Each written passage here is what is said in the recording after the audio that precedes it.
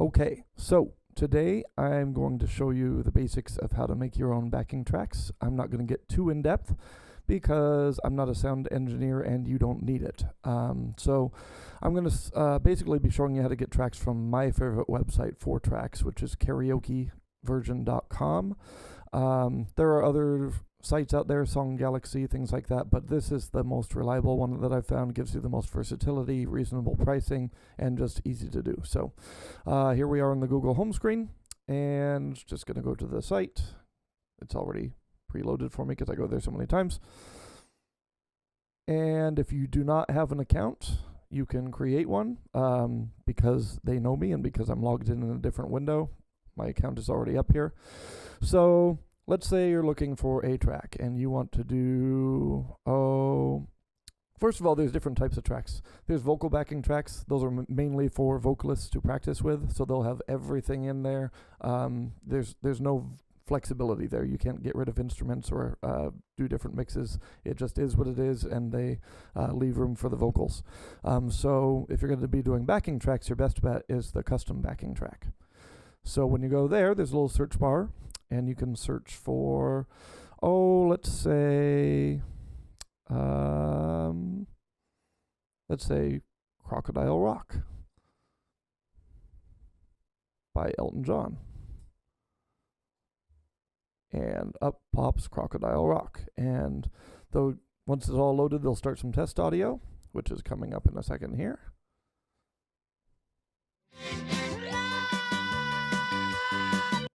All right, so they give you a little sample section so you can test and see, what mix you'd want and what everything sounds like.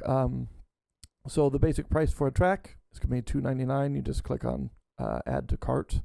And then once you have everything you need, sometimes what I'll do is I'll purchase both the track and then I'll go back, and if there's also a karaoke lyric track, I'll buy that too if I need video. So there's two ways you can do that. You can go back to the song, and there's a link for the karaoke, and there it is. You can purchase that too. Or you could just go to the CDG Video Karaoke tab and do a search for the song you're looking for. Either way. So once you have everything you need, you can proceed to checkout. And for someone like me, I've got a card saved on file, and you can pay with different methods. So now I'm going to get out of that because I'm not buying this track today. So we're going to learn to mix Queen of the Night by Whitney Houston. So I already have that loaded on a different screen. So we're going to go there. So I've already purchased this one. Once you make the purchase, you have access to this track as long as you have access to your account. So you can go back and download multiple times. You can, if you don't like the first mix you get, you can go back and remix it and download again. You can download separate files.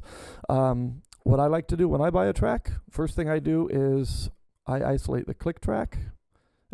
Also, on everything that I download, I make sure I check the intro count click. That way, when I put it into some software later, it's easier to line everything up. You can tell if things are synced up or if they need a little bit of nudging. So anyway, I would definitely recommend turning that on. That'll give you an intro count. Otherwise, things are going to start just right on beat one of the song. There's no intro. There's no chance for your drummer to count you in. It gets a little bit difficult. So, like I said, I like to isolate the click track and download that.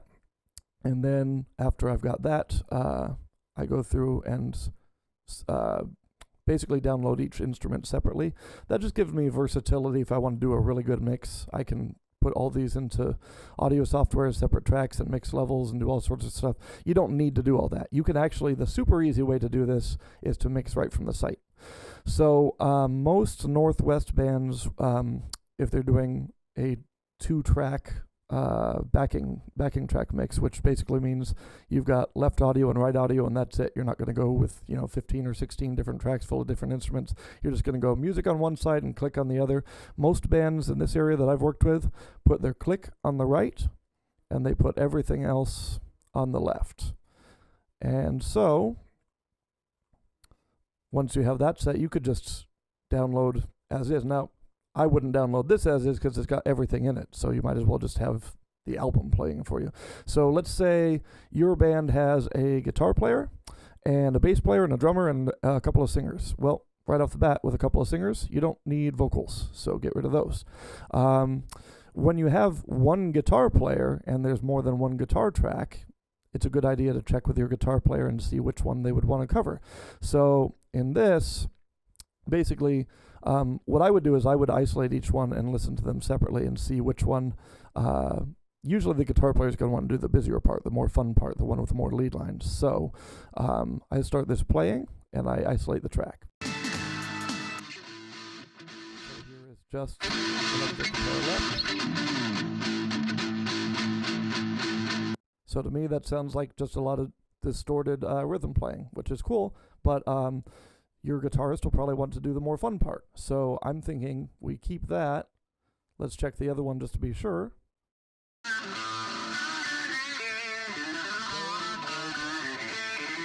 So that one's the really busy one where your guitarist gets to do all sorts of cool stuff. So that's the one we're going to get rid of so that your guitar player can play that. We are going to keep the more boring rhythm guitar part, so that can be playing in the background while your guitar player gets to do what he wants to do or she wants to do.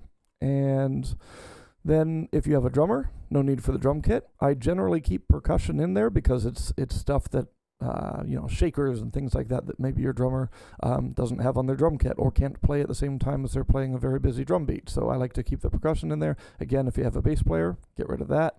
So you find the mix you need. And again, just make sure everything's assigned to the correct channel. Click track goes right, everything else goes left, and then basically you're ready for download. So for me, I like to make sure that I am very meticulous in storing files. So what I do is I open up a download window and a place where I'm going to store my files, and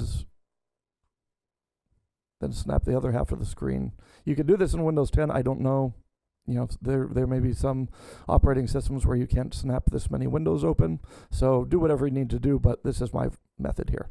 So once I have this all set to go, just download it, and it'll take a second to spin its wheels and make sure it mixes everything right for you. And then you'll see a download window pop up in just a moment. In the meantime, I'm going to sing some Journey for you. No, never mind. I'm not going to do that. Okay, so now your file is beginning to download, and we can get rid of this. And here's my download window. So as soon as this is done downloading, I can name it whatever I want and throw it into whatever folder I want.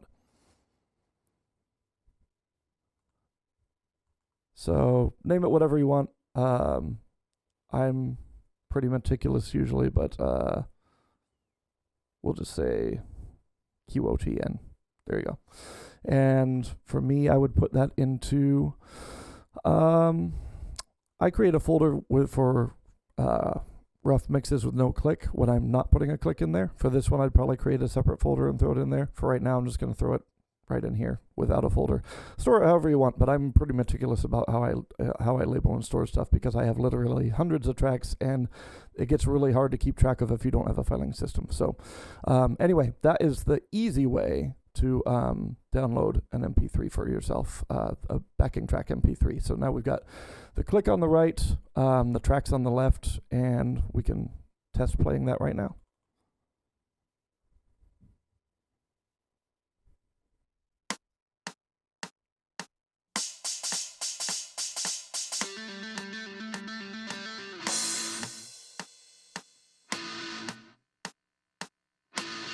All right. So the right channel, when you get everything routed correctly, the right channel will go to your drummer so that your drummer gets the click. The left channel that carries all the music, usually run that out of whatever source you're using, a tablet, a phone, a laptop, whatever you're using. Run the left channel to a DI, and you can split that signal, have it go back to the drummer and to the front of house, just to the front of house, however your band and your sound tech feels is the best way to put on the show. That would be an entirely different video though, so I'm not going to go into all that. But now you've got a downloaded track. So that's pretty much the easy way to do this. You can just mix it right on the site once you've purchased it. You can download the way that you've mixed it. If you listen back to it and you find, ooh, that's not as good as I thought it was going to be. There's too much guitar, there's too much organ. You can always go back, remix, maybe bring the guitar down a bit in the mix, and re-download as that mix. So that's the easy way to do this. And next we are going to cover the more difficult way, but it's a little bit more in depth, and it will result in a more musician-friendly version of your track.